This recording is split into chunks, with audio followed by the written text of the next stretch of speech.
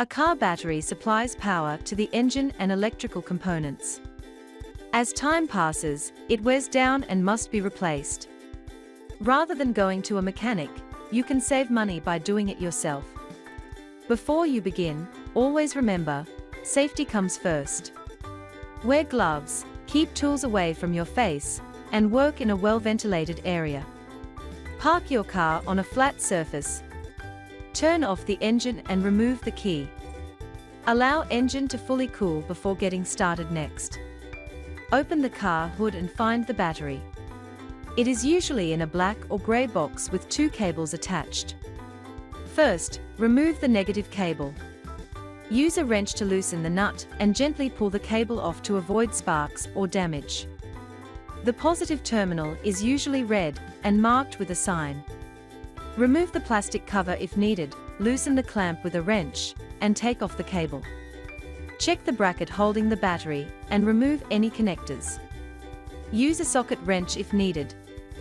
Once loose, lift the battery out and place it on a concrete surface. It is also important to clean the terminals.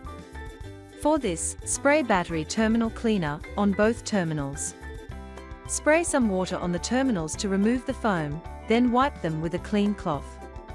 Use a wire brush to remove any debris from the battery clamps and also clean the terminals with it. Finally, apply some petroleum jelly to the terminals to help prevent future corrosion. Place the new battery in the same position as the old one and secure it with the clamp or strap. First, connect the positive cable and tighten the nut. Then, connect the negative cable and tighten it securely. Make sure the connections are tight.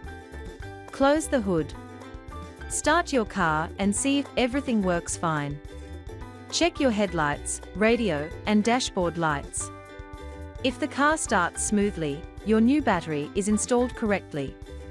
Check your battery every few months to keep it clean and tight.